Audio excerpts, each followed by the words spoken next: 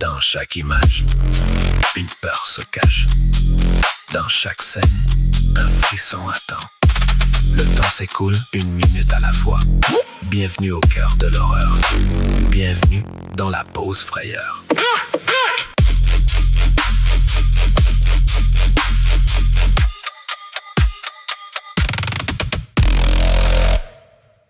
Bienvenue à tous. C'est le moment d'une dose d'horreur. C'est le moment de la pause frayeur. Merci de venir passer votre pause en ma compagnie. Derrière le micro, c'est moi Sylvain, qui vous guidera pour ce 20e épisode. Soyez sans crainte, le voyage sera sans risque. Probablement. Sans plus tarder, je vous invite à venir avec moi. On sort le film et on regarde. Derrière la pochette. Autumn 2026. Une coproduction de l'Irlande et des Émirats arabes unis d'une durée d'1h47 est tournée en anglais.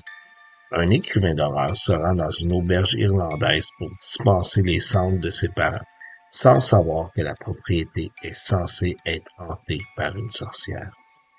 Réalisé et écrit par Damien McCarthy, la photographie fut effectuée par Cole Hogan, le montage par Brian Philip David. La musique fut composée par Joseph Bissara. Le film met en vedette Adam Scott dans le rôle de Home Bowman, Peter Coonan dans le rôle de Mal, David Wilnot incarne Jerry, Michael Patrick et Florence O'Desch jouent respectivement Fergal et Fiona, Brian Conroy est Cobb, tandis que Will O'Connor est Albie. Austin Amayello et Ezra Carles jouent respectivement le conquistador et le garçon. Un film, un fan, un scalpel. Lorsque le réalisateur de Caveat et Oddity lance son nouveau film, et qu'encore une fois presque tous les avis sont unanimes, c'est certain que la curiosité t'amène à porter attention rapidement. C'est ainsi que dès que j'ai pu voir Autumn, je savais que j'allais le passer ici à la pause. Habituellement, j'essaie de rester le plus neutre possible quand je regarde un film, mais là, j'avoue que je partais avec beaucoup d'expectations. Oh, que j'ai pas été déçu. Je vous le dis en débutant, j'ai adoré Autumn, et ce, sur beaucoup d'aspects différents. Petite note avant d'aller plus loin. Le film étant complexe et comprenant plusieurs sous-textes, il est impossible pour moi d'en parler correctement en regardant le podcast Spoiler Free. Donc, si vous n'avez pas vu Autumn, pèsez sur pause, allez voir le film. Je vous donne ma parole, vous ne regretterez pas. Donc, maintenant que cela est dit, vous êtes avertis, le reste du podcast sera sans filtre pour les divulgacheries. Spoilers! Spoilers! 5, 4, 3, 2, 1. Vous allez être divulgachés, vous êtes avertis. Damien McCarthy nous pond une histoire sombre et prenante sur le deuil et les répercussions de nos actes. À la base de l'histoire, on a 3 féminicides. L'un est accidentel, le deuxième est par compassion et le troisième par lâcheté. Chacun de ces actes a changé la vie de celui qui l'a commis. Holmes est resté marqué et coupable de l'accident qui lui a fait perdre sa mère et, indirectement, son père par la suite. Il est tenté, littéralement, par le geste qu'il a commis enfant. It was an accident. I'm sorry. It was an accident. I know. You can't stay here.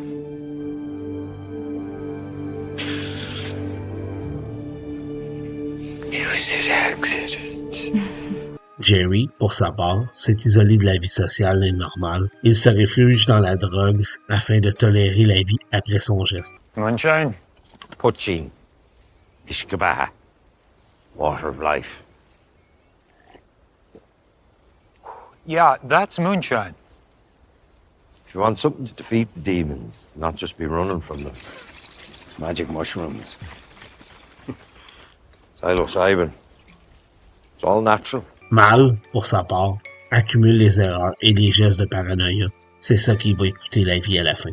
L'autre grande réussite de McCarthy est de réussir à nous faire avoir de l'intérêt pour son personnage principal, alors que celui-ci est la personne la plus antipathique du film.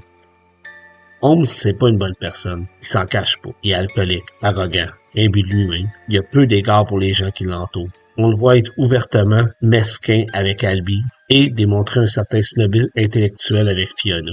Le commentaire de Holmes, où il dit à Fiona que si elle n'aime pas les fins noirs, elle n'a qu'à attendre l'adaptation mauvaise en film où on changera sûrement la fin, est une référence directe à Stephen King, qui a souvent critiqué les adaptations de ses films au début de sa carrière. Well, a few of my novels have been turned into bad movies. When they make the movie for you tag on a happy ending. Okay, well, I betcha. De plus, McCarthy nous donne un indice immédiat tant qu'à l'aptitude de son protagoniste. Le prénom de notre héros est l'unité de la résistance en électricité. Celui-ci est réfractaire à tout ce qui l'entoure. Il ne croit pas aux histoires folkloriques de Fiona et résiste à tout contact humain. Ne voulant pas se pardonner, il est même prêt à se suicider après avoir fait ce qu'il croyait être le dernier geste pour sa mère, soit disposer de ses cendres dans un lieu qui lui était cher. D'ailleurs, McCarthy passe un message clair sans avoir recours au flashback ici. La relation entre Holmes et ses parents est montrée de la manière qu'il dépose les cendres soigneusement pour sa mère alors qu'il lance sans délicatesse celle de son père. Ça reste discret et très clair à la fois. Même chose avec le remords qu'éprouve Holmes. Il est hanté par le fantôme de sa mère, bien avant d'aller à l'auberge. Sur ce point d'ailleurs, la performance d'Adam Scott est pour ainsi dire parfaite. Il est si détestable par ses actions et réactions, mais en même temps, il réussit à nous faire avoir un certain attrait pour lui et son voyage de rédemption après sa tentative de suicide. Scott est d'ailleurs très bien entouré. Tous les acteurs du film furent parfaitement castés et livrent des performances très convaincantes. Fiona, qui est pleine de compassion. Fergal, le dur mais juste. Jerry, illuminé en apparence mais plein de sagesse cachée. Albie, simple, un peu niais mais gentil. Mâle, hypocrite et lâche. Tous jouent leur rôle et leurs interactions sont crédibles à 100%. La photographie du film joue également un rôle intégral à l'ambiance de celui-ci. Que ce soit l'appartement de Holmes en début de film ou l'auberge par la suite, les lieux ont tellement de richesse dans leur présentation qu'ils deviennent presque des personnages en eux-mêmes. L'auberge avec ses corridors anonymes, sa suite isolée, son sous-sol au sombre passé, semble vivre au même sens que les personnages qui l'habitent. La musique de Joseph Bissara complète à merveille l'image et amplifie exponentiellement l'effet des scènes clés. Mais étions-nous vraiment surpris? C'est après tout le compositeur derrière Insidious, The Conjuring et Annabelle, pour ne nommer que ceux-ci. Que dire aussi de la sorcière, qui, malgré son manque de temps à l'écran, reste l'antagoniste terrifiant du film. Sa présentation par le vieux Cobb aux enfants lorsque Holmes arrive à l'auberge, suivie de la poursuite quand Holmes descend au sous-sol la première fois, et son attaque lors de la confrontation finale avec Holmes et Mal, elle est terrifiante. Le jeu de caméra, le manque d'exposition la rend menaçante et les quelques jumpscares sont efficaces, et ça même quand on s'y attend. Je peux pas garder sous silence la créature la plus cauchemardesque du film, et je parle bien sûr du Donkey Man. Jack le Jackass, personnage d'émission pour enfants que Holmes regardait dans sa jeunesse et a réimaginé à travers sa culpabilité et son sarcasme naturel, en un personnage tout droit sorti des pires cauchemars. On sait d'ailleurs qu'il a été créé par l'imagination de Holmes, puisqu'on ne le voit pas dans la réflexion des lunettes de Holmes sur l'écran. Lorsque celui-ci hallucine, c'est un bon moyen de voir puisque McCarthy utilise le manque de reflets dans les verres des lunettes pour subtilement nous dire que ce qu'on voit est faux. Le dernier point fort que j'aimerais souligner est la relation entre Holmes et le conquistador. Les deux, au départ, sont centrés sur eux-mêmes et même s'ils se savent condamnés, n'ont aucune hésitation à exploiter leurs proches.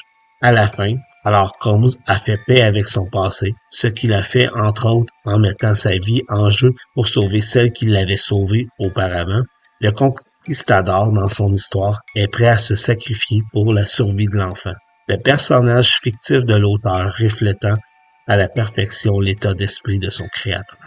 Seul petit point négatif, et ici c'est très petit comme reproche, dans l'histoire du vieux Cobb, il raconte comment la sorcière s'attaque aux garçons en leur arrachant leurs petits bouts. Cette image est montrée traumatisante pour les enfants. Néanmoins, aucune véritable violence de la sorte est montrée dans le film. L'exposition à l'histoire de la sorcière nous promet un niveau de violence sans aucun retour à la fin. Le film n'en avait pas vraiment besoin, mais habituellement, lorsqu'on set up quelque chose comme ça, c'est un implant pour une scène forte à la fin du film. Ici, il y a une partie de moi qui est restée sur sa fin. Encore plus au fait que Mal l'aurait vraiment mérité. Le clip frayeur. La scène clé dans Oakwood est pour moi la descente au sous-sol par Holmes la première fois. Le plan de Holmes pour pouvoir remonter grâce à la statuette de l'horloge est montré comme étant hyper fragile. Le temps sera-t-il bien respecté? Le mécanisme marchera-t-il? Tout ça sert à faire monter la tension. En plus, Damien McCarthy arrête pas de entrecouper les scènes du sol avec les close-ups de la statuette. Il nous implante un doute. Est-ce que ça fonctionne? Est-ce que ça fonctionnera pas? On n'en est vraiment pas sûr. Quand Holmes explore le sous-sol, l'ambiance est claustrophobique. Au moment où la sorcière apparaît et le poursuit, on doute à savoir pendant un instant s'il va s'en sortir. Même une fois celui-ci remonté dans la suite nuptiale, la vision de terreur alors qu'il voit la sorcière remonter le monde plat sans difficulté est tétanisante.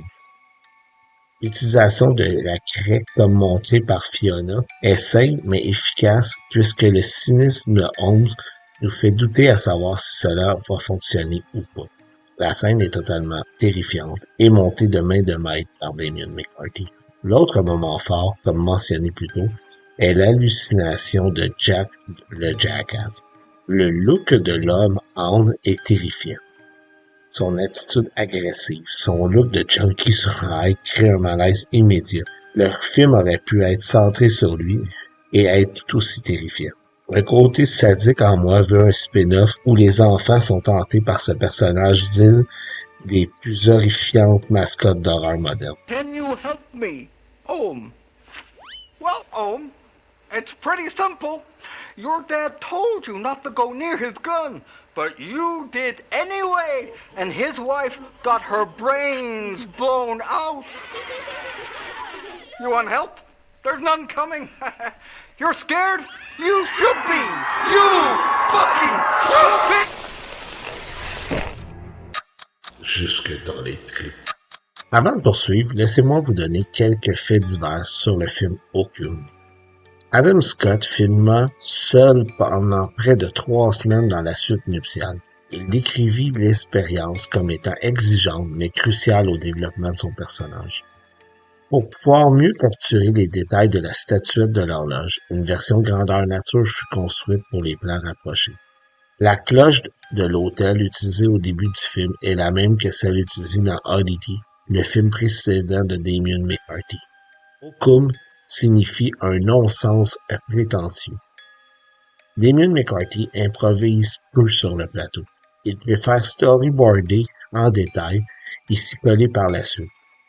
C'est l'une des raisons de l'efficacité de ces jumpscares qu'il prépare avec minutie, comme le punch-out d'une blague où le timing est la clé de la réussite. McCarthy considère que ces 3 films sont dans le même univers, même si aucun d'eux n'est une suite directe à l'autre. Dans mon carnet noir. Sur le chocomètre, Oakum fait monter la pression à 0 sur 5 pour le sexe et la nudité, 1.5 sur 5 pour la violence, 0.5 sur 5 pour le gore et le sang, 3.5 sur 5 pour la présence de drogue, alcool et langage ordurier, 4 sur 5 pour la peur, les traumas ou la terreur, pour son ambiance incomparable, pour les jumpscares hyper efficaces, pour l'ambiguïté de sa fin, pour Jack de Jackass, pour l'intro et l'épilogue avec le Conquistador. Oakum se mérite un 4.5 sur 5. De l'autre côté du miroir. Avant de terminer le podcast, j'aimerais ici parler des différents niveaux d'horreur que l'on peut présenter aux téléspectateurs.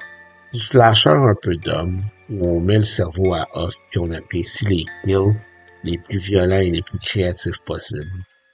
Des films hyper gore où la quantité de fluide est égale à l'échelle de sa réussite. Des films gothiques et sombres où l'ambiance est la clé. Et à l'elevated horror où on fait réfléchir et on se sent affecté jusqu'au plus profond de l'âme. C'est la beauté de l'horreur. Il y en a vraiment pour tous les goûts. En plus, rien ne nous force à choisir entre un style ou un autre. Oui, on peut avoir des préférences, mais en rien ne nous limite à apprécier les autres styles. Comme en musique, c'est pas parce qu'on aime le country qu'on peut pas écouter du metal ou de la pop à l'occasion. Ockham est à mon avis un beau mix de styles. Par définition simple, c'est de la folk horror, puisque l'antagoniste est une sorcière provenant des légendes folkloriques irlandaises. Mais c'est aussi une histoire de maison hantée, puisque l'auberge est le centre de toute l'action du film. Mais avant tout, pour moi, c'est du elevated horror. Le deuxième sens de toute l'histoire, le ton lent et délibéré du film pour augmenter la tension, la fin ouverte qu'on peut interpréter de deux manières totalement différentes. Tout ça nous fait réfléchir et reste dans notre tête bien longtemps après avoir vu le film. Un peu comme Hereditary ou Midsommar d'Ari Aster, l'arrivée du générique ne coupe pas l'effet que le film a sur nous. Ici, est-ce que tout ça est bel et bien arrivé? Une sorcière était-elle bel et bien enfermée au sous-sol d'une auberge de campagne irlandaise, étant le moment où elle pourrait s'évader? Ou est-ce que Holmes, rongé par les remords et drogué à son insu par les champignons de Jerry, a halluciné le côté surnaturel de l'histoire? Les marques sur son poignet sont-ils la preuve que la sorcière a bel et bien existé et qu'il a failli y passer? Ou n'est-ce que des marques de brûlure dues au fait qu'il a failli mourir dans le feu qu'il a lui-même allumé dans l'auberge lors de sa crise psychotique? Votre réponse est aussi bonne que la mienne, et c'est la beauté de la chose. Parfois, c'est le fun de voir des crétins se faire dégousiller par un maniaque quasi mortel, mais d'autres fois, c'est vraiment plaisant de se casser la tête et de se demander qu'est-ce qu'on vient de voir au juste. C'est ainsi que se termine cette pause frayeur. Le temps a passé. Merci de l'avoir fait en ma compagnie. Si vous avez aimé le podcast, n'hésitez pas à me laisser des commentaires sur la page de Facebook de celui-ci. Encore une fois, merci et je vous dis à la prochaine pause.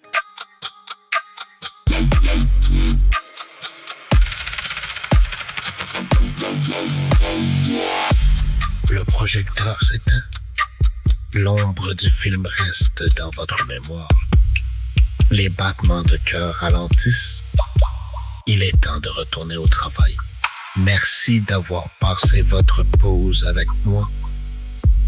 À bientôt pour une nouvelle frayeur.